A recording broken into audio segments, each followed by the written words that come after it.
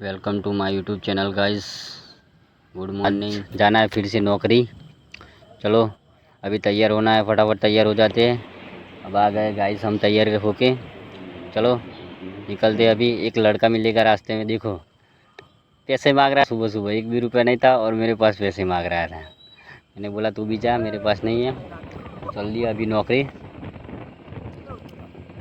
चलो गाइस क्या करें, आ गए कंपनी में अभी। तो फिर चाय का टाइम हो गया, चाय पी ली। गए अपना काम करने स्टोर में।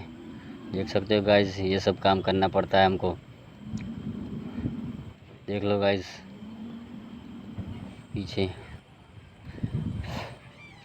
क्या करें, ज़िंदगी ऐसे झंड पड़ी पड़ी है तो काम तो करना पड़ेगा ना। चलो घर पे जाने का टाइम हो गया। दोस्त की गाड़ी से जा रहे हैं, बाइक लेके नहीं आए थे आज हम।